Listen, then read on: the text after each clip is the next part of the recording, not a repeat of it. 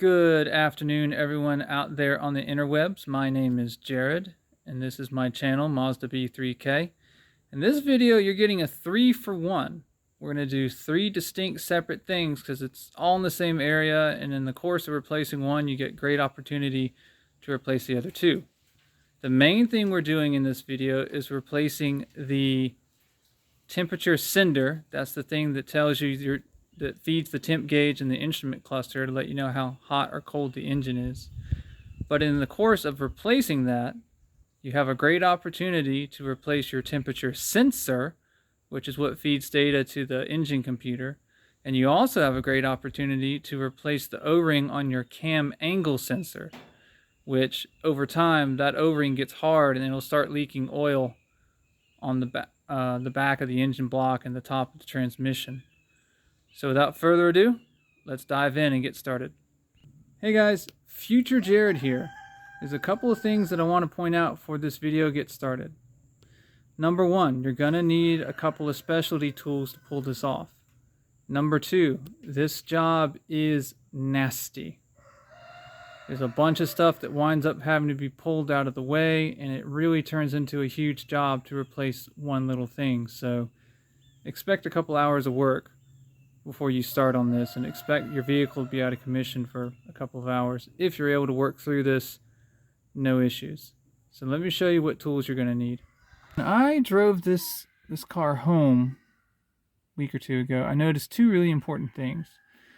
Number 1 is that every gauge on the dash is working except for the temp gauge. And that number 2, the engine did not overheat. So I'm going to assume I got a good thermostat and my cooling system's okay. I'm going to get into that more later in another video. But the sender's not working. So it could be we have a bad sender. It could be that the wire that goes to the sender is busted. It could be the gauge itself is busted. Research tells me that most likely the sender is bad, so that's what we're going to try to swap out today. So today's flavor of sender is there it is. It is a Duralast TU89. And this is the actual sender. As you can see, it's a single terminal. So a sender only has one wire, sends a voltage to a gauge, and depending on the voltage it reads, the gauge moves. And if it was the actual coolant temp sensor, it would be a 2-wire setup, but only doing 1. Now this 95 has the 1.8 liter 4-banger in it. And in that engine, buried, see if I can get this to line up here. Oh great, we have lens flare again. So buried next, behind, really just down in there next to that pipe that goes all the way over, I know it's hard to see, is the temperature sender. It's screwed into the back of the block over there. So we're going to need some long extensions, we're going to need some wobbles.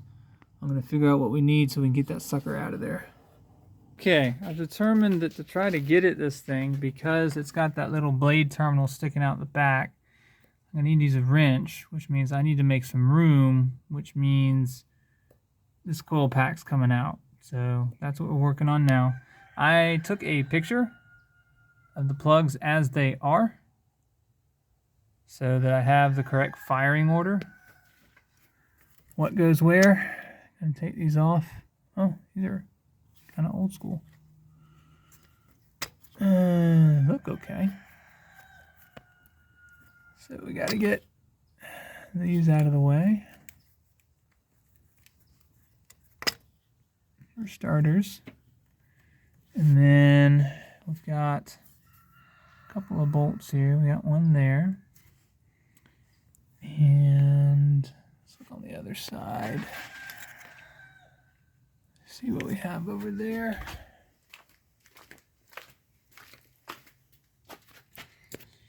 And I guess I'll pull this electrical up here. Get that out of the way. Get this out of the way.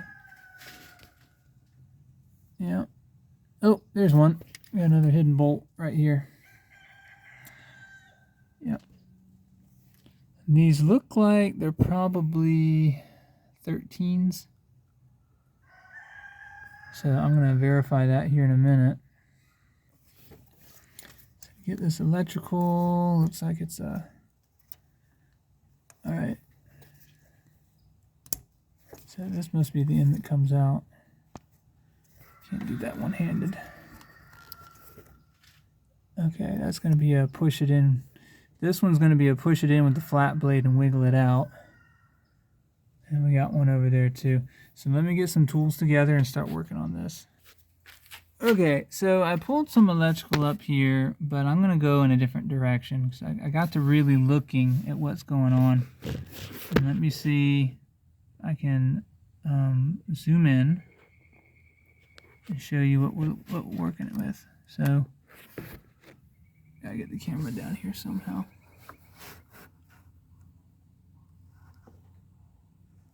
Okay, we're getting close. There it is. So there's the blade connector that's supposed to go on it, and then that thing to the left, that is the actual sender. And looking at how it's positioned and where everything is, I don't think pulling coil pack's going to earn me anything. I don't think pulling any electrical is going to earn me anything. I think the way we're going to have to go after this is with some extensions and wobbles and swivels, so we can kind of sneak in there and get a deep well socket on it and then pull it out. I snapped the blade on the terminal, so at this point I am committed to getting this thing out and getting a replacement in. You have to break the blade if you want to slip a deep well over it. Otherwise, this is a wrench job. And honestly, I think you would have to pull a lot of stuff out of the way to get a wrench in there. Unless you wanted to use something like a crow's foot or something like that. So, guesstimating, I'm going to say that's maybe a 12 millimeter. I'm going to figure out what size this is, and then I'm going to get started on trying to pull it out. Something else to think about is this is a coolant temperature sender. So I'm not 100% sure with this engine, since it's new to me, on whether or not I'm going to have a bunch of coolant peeing out of here when I pull this. So keep that in mind if you're following along at home. Alright, here's my setup. So let me zoom out first. There we go. Here's my setup. All these extensions, except for the very first one that is sitting on the sender, these are all wobbles, which means they've got a beveled head that lets them kind of wiggle and turn. So you can see I've used that to kind of extend and bend my way out of that really tight spot. And it is awkward, but it is turning, and that is a 12 millimeter, by the way. So this is starting to turn. I'm going to continue pulling it out, and then we'll see what we can see. Okay, got it out. So there's the old compared to the new. Old has a bit more thread on it. They look to be roughly the same size, and when we look at these tips, it's about the same size. So the key point is that this will thread in, is the hope. And the challenge here is I can't mess with this terminal, right? It's got to stay in one piece. But you also can see, or you may have not seen, this one, the terminal points straight back off the sender. And on this one, it pointed off at a 90. So we'll see how that's going to pan out. I'm going to go ahead and try to get this installed. My hope is that since I'm using a deep well, that I'll have enough room to accommodate this connector blade, and then I can still get it on there, get it tight. I'll let you know. Okay, couple of things. Thing number one, let's see if we can't get this thing lit up. There it is. So thing number one is it did indeed start to leak coolant very, very slowly. So be ready for that when you go to pull this thing out and put it back in. That's thing number one. Thing number two is my deep well is not deep enough. So I I jammed my hand in there and I got it finger threaded this far. And now it's down to wrench work. So we're gonna have to get a 12mm wrench and see what I can do in there. I got a couple ideas on how I can get this tight. So let me explore them and I'll bring you guys back when I've got a solution in hand. Alright guys, this kind of escalated. I had decided to not make a video on this because I thought I was doing this wrong, but turns out there are no videos of this, so I'm gonna do it.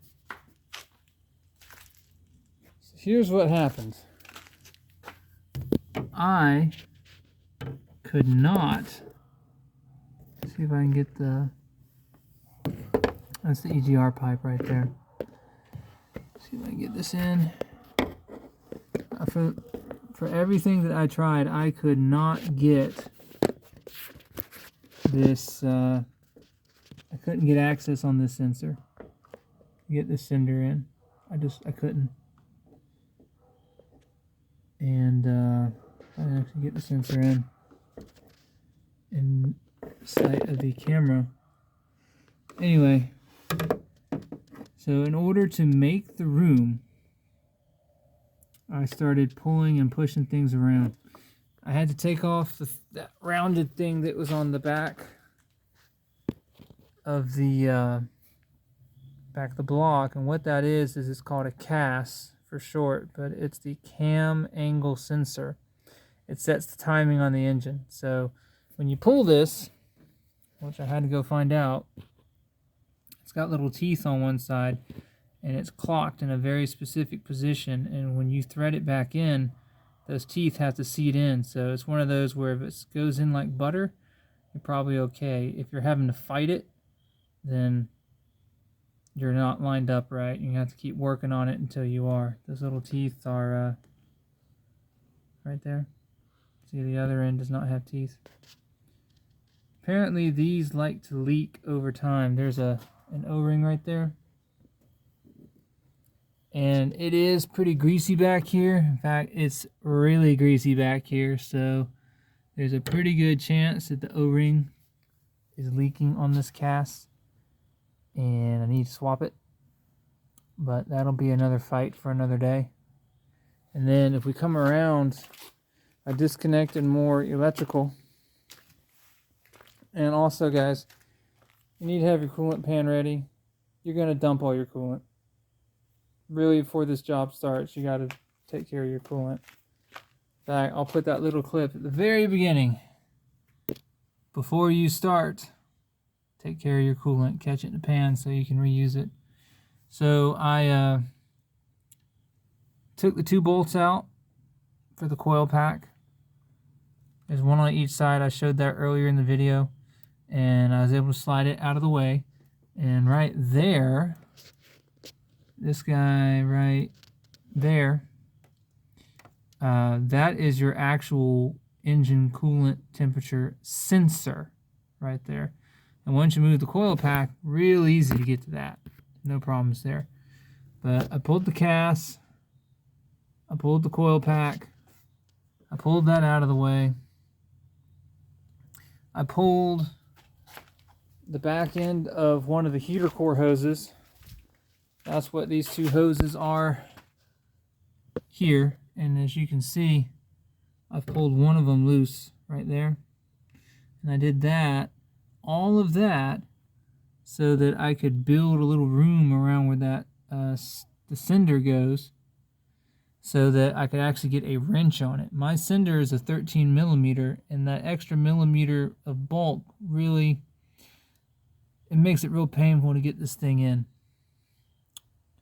And also, I'm using some bungees here because I had to, I don't know if I can get camera on it, but I'll try. Here's the water neck. So in order to make swing room, I had to break the water neck loose.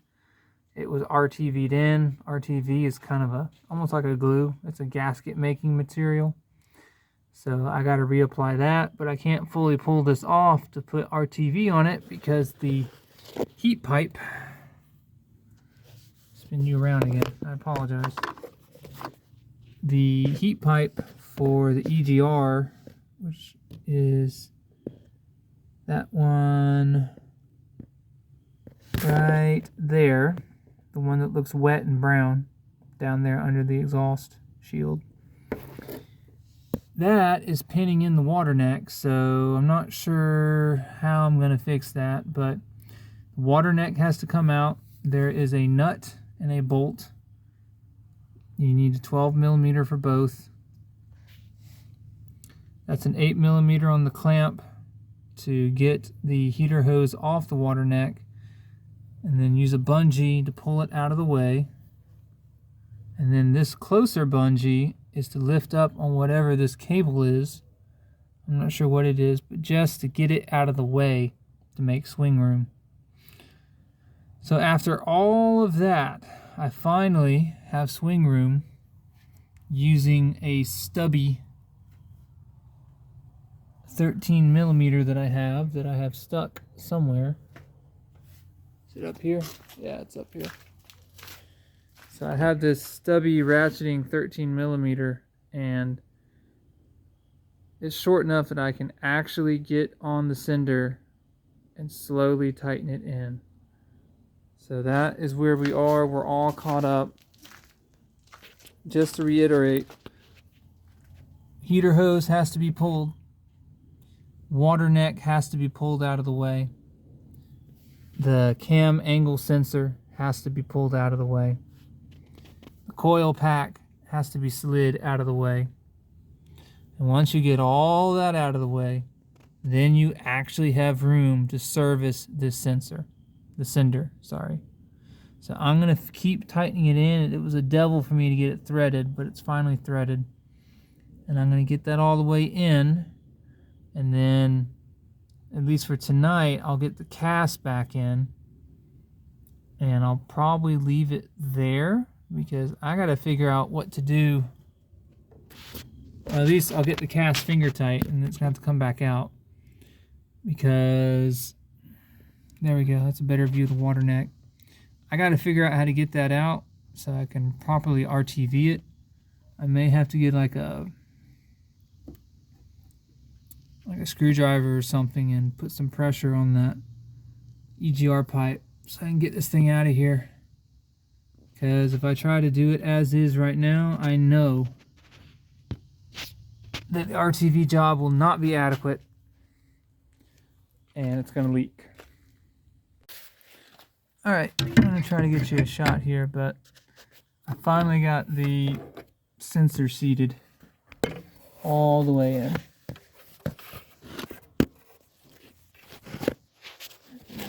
Rotate this. Yeah, my camera works not great on this one. Okay, there it is. Next to the water neck. And it's all the way seated now. Finally. So the next challenge is water neck. How do we get it out so that we can RTV it? And I'm going to do a bit of research on that, and I'll bring you back when I got something. Alright guys, I had this part wrong. What this actually is the heater core outlet neck. This is not where the thermostat goes. This is not where the water pump is. So, at least I don't think so. I think all that is over there. Yeah. Anyway, to get this out, what I did, I had to unplug some more electronics over here. But the EGR goes in. Let me get my fingers in position here. See my wiggly finger? That's where the EGR goes. And what I did was get it loose. It's a pair of 10 millimeter nuts, and you can get at it with a standard 10 millimeter wrench if you're careful.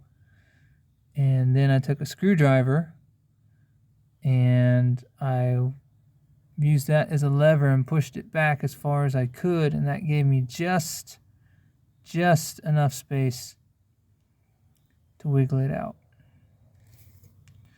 And now that it is, yeah, that's just an empty passage there. Sticking my finger where that went. now that that is out, I can clean it, put a new layer of RTV on it, and reinstall it. Incidentally, if you feel that you need a new engine coolant temperature sensor, now is a great time to replace it, because here it is, it's in your hand. And I may do that just for the giggles, because it's here, it's in my hand, and then I will not have to fool with either of these sensors again. Sensor and sender, because this is ridiculous. So you may be wondering, or not wondering, why is all this stuff jammed up against the firewall? And the answer is that when Mazda, this is 95, so when Mazda got this engine, they shared it with Ford. Ford designed this engine to be mounted sideways in a front-wheel drive Escort. Obviously, Mazda did not. This thing is mounted long ways, longitudinally, because the Miata is a rear-wheel drive. End result is you get this odd look where all your timing and everything is sticking out in the front right there. But then you've got all this other kind of important stuff that is all crammed up against the firewall. Yeah. So that's what's going on there. So what I'm going to do, guys, I'm going to wiggle the CAS. That's the cam angle sensor. I'm going to wiggle that back on just so I don't have a giant hole to atmosphere that's letting water vapor get at the oil. I don't care if the coolant gets wet. I mean, it's a coolant passage. And then I'm going to pick this up tomorrow. I'm probably going to get a new EGR valve, not EGR gasket, because I'm pretty sure I scraped the old one coming out. So I'm going to get a new one of those. I'm going to go ahead and get a new engine temp sensor, because again, it's right there. I have the RTV. I've got the tools to do some scraping and cleaning, and now I have the access. So really the last thing I need to figure out before I start putting all this back together is how to sneak. Oh, okay, I won't have to worry about it. I was concerned about smearing the RTV as I'm trying to sneak this guy back on, but the bolt hole is outside of the sealing ring, so yeah, we're good. Alright, I'm going to see if I can't wiggle the CAS back on, and since you didn't see me pull it, it has this really weird, see if I can find it in my pile here. It has this really strange bolt, I guess.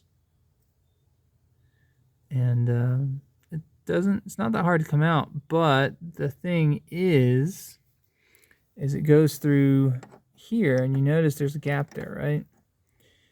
That's because this is how you can adjust the timing on the engine.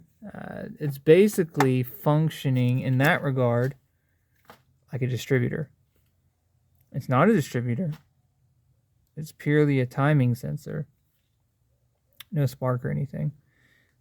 But it functions in that way. So what's going to happen is, even if I get those little teeth, let me zoom in on those teeth again. Get these little teeth lined up correctly, timing's still going to be probably wrong. And it'll be close enough to start, but it's not going to be perfect. So I'm going to have to fight with it, and we'll get there when we get there. So I'm going to edit this video the best I can. I know it's a bit of a mess because I've never worked on this engine before, ever.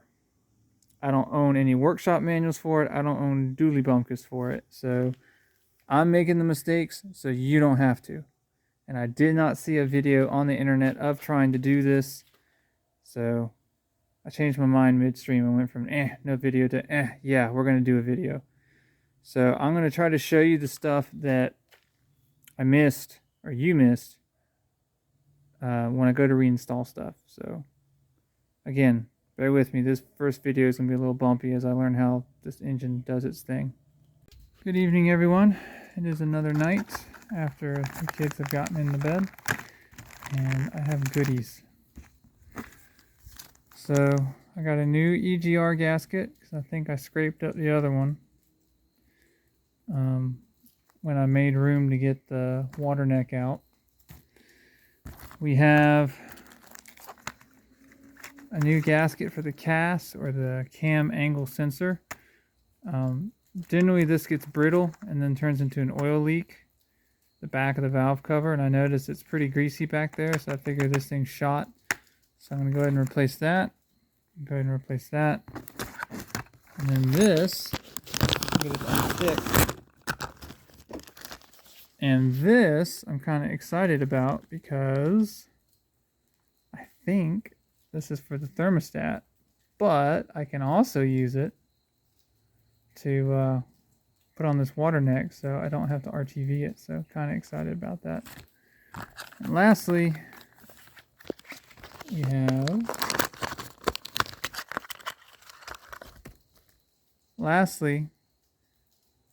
we have a replacement engine coolant temperature sensor. It's right there in front of me. Might as well replace it. Why not? So let me show you what we're working with here. One of the last things that I did. Oh yeah, that's exactly it. Okay. I gotta scrape that gasket off. So I chose wisely. So one of the last things I did is I finally got this guy free. And right there is your coolant temp sensor. So I'm going to take care of that. And I got to scrape this. And to that note, I have these guys, which I haven't played with yet. Some carbide scrapers that I bought in preparation of a different project. And then I just got these as well because my old set of picks finally died. So we'll use this to replace the CAS O-ring. Alright, so now that I was able to verify this, really excited by that. I thought I was going to have to RTV it, and that would just been super not fun. So I'm going to get my scraper, my little dude here, and I'm going to clean this up, and then clean up the other mating surface, and this will probably be the first thing we take care of after we put this in. And to take care of this, I'll probably lock the plate in my vise that's over yonder, and we'll break it loose there. So let me go figure out what size that is, and we'll take care of this sensor first. All right, turns out this is a 19 millimeter, so we're gonna get on it, see if it'll break loose for us. Okay, so that's on there pretty tight, but it was enough. I got it loose.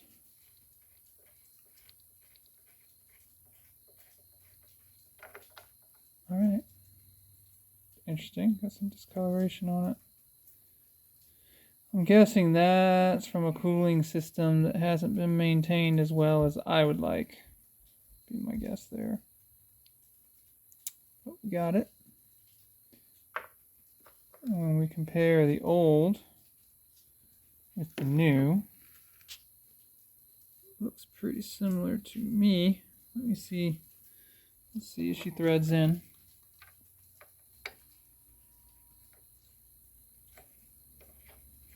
Yep. Threads right in. Beautiful. See if it's still a 19. Yep. Still is. Awesome. Alright, that's pretty snug. Okay, so we got that done. Next thing we got to do is we're going to scrape off that gasket. Alrighty. So I had to put away my carbide scraper because number one, I've never used one before, so wasn't quite sure what I was doing. Number two, I realized really fast this is aluminum, and carbide will absolutely cut gouges in aluminum, and you'll have a bad time. So I'll switch to my trusty straight razor. Be careful when you're holding it and using it like this, it will slice you up. And again, that can scratch, but it's not near as sharp as carbide. So I got this relatively clean. So this side's done. But now I need to go take care of the block side. So I will bring you back after I work on that for a bit, and that's going to be a bit more of a challenge because, well, I can't see what I'm doing, but let's see what we can do. Okay, after much scraping blindly and using my finger to feel, I'm okay with the mating surface on the block side. It's not perfect, I can tell from feeling it, but I'm feeling mostly good aluminum under my fingers versus thick fuzzy Velcro gaskets. So we're going to take this gasket out, we're going to place it on the block side because there is a stud that's already there. So we'll go ahead and do that, and then we're going to go ahead and I'll grab the bolt for the other side, and we're going to finger tight this in, and then we'll snug it. I think that's the next thing that needs to go in. Yeah, we'll do that, and then we'll put, I think we'll put the coil pack in back next. And the last thing we'll do is the cam angle sensor.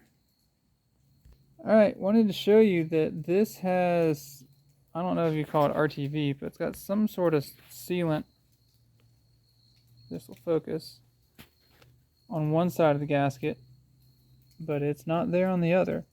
And what I found was that the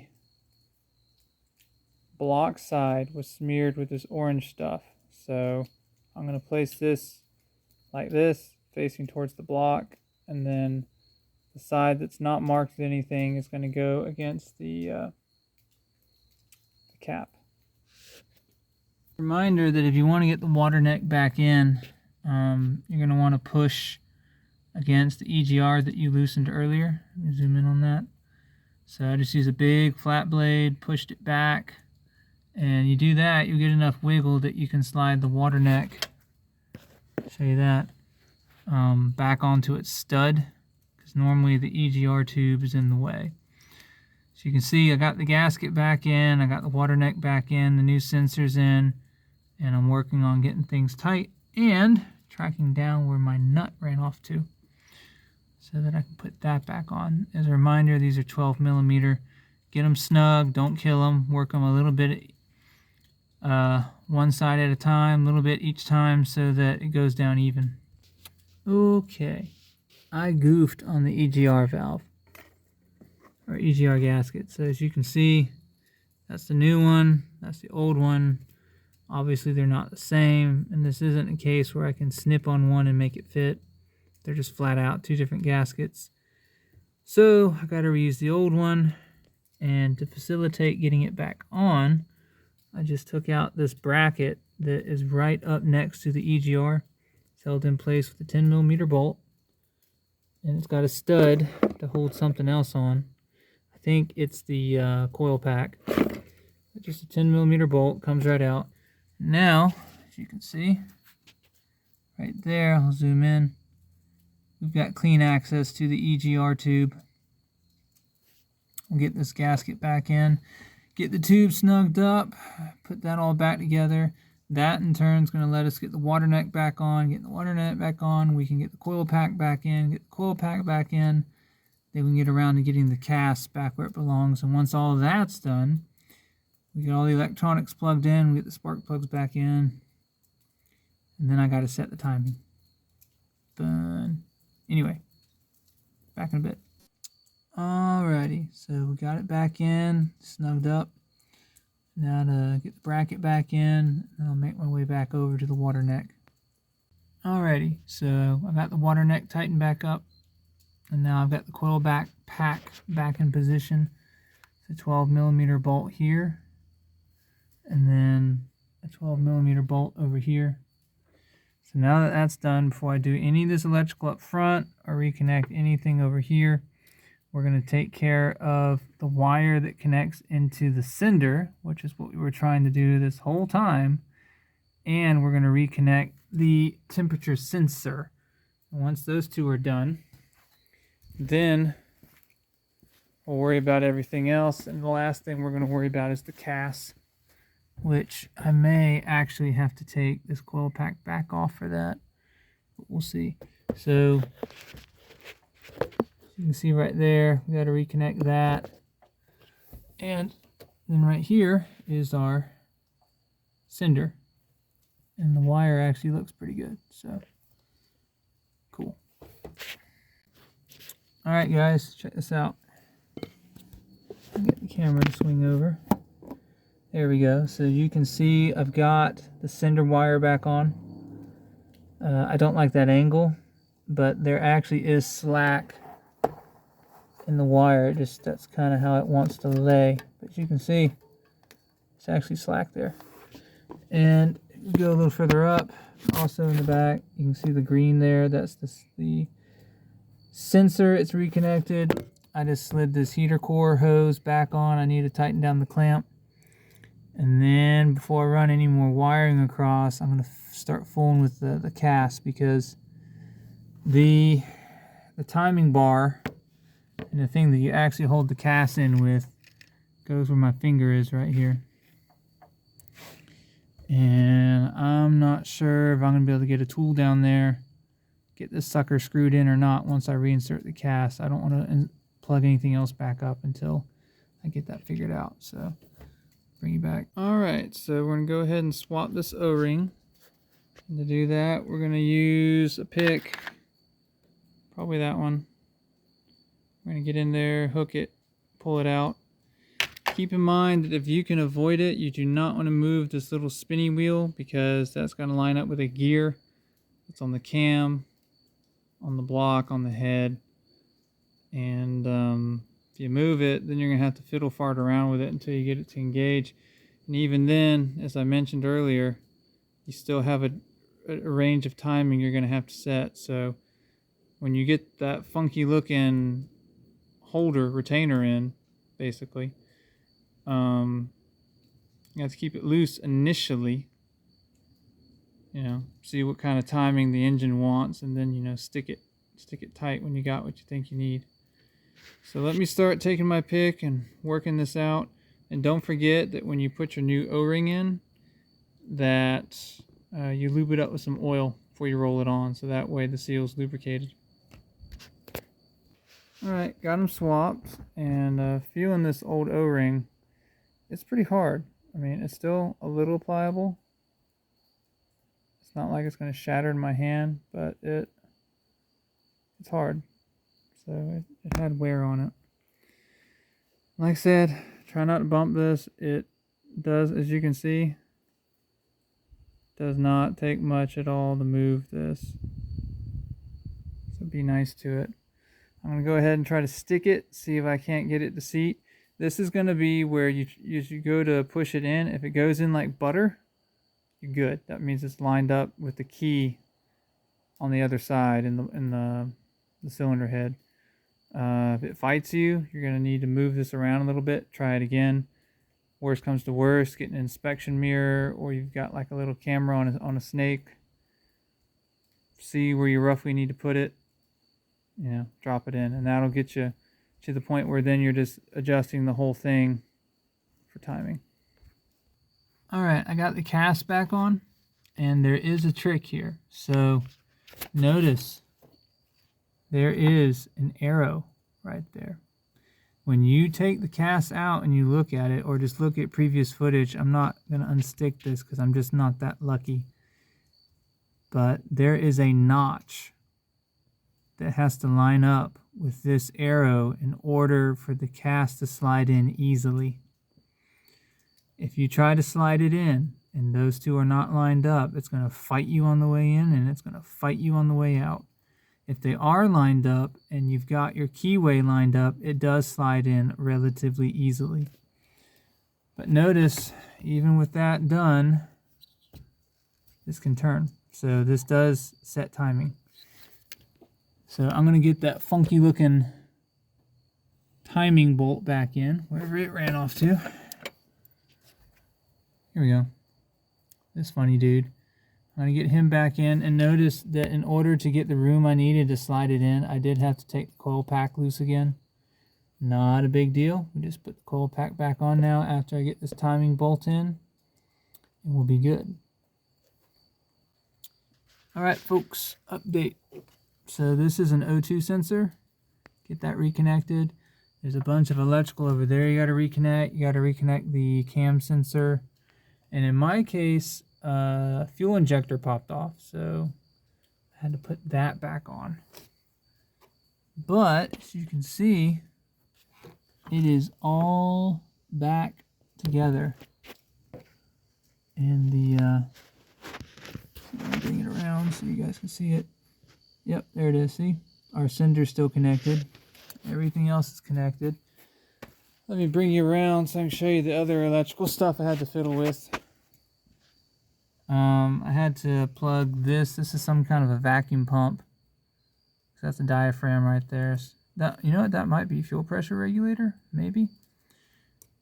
No, it's on the air. Some sort of a vacuum meter. Had to plug that in. This big guy had to go back in. Fuel injector, I guess number 1. I'm not sure what that cylinder number is. Had to be plugged back in.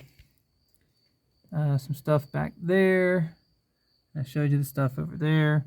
Now, I believe there's a little brackety thing that's supposed to go right there to do cable management. The slide.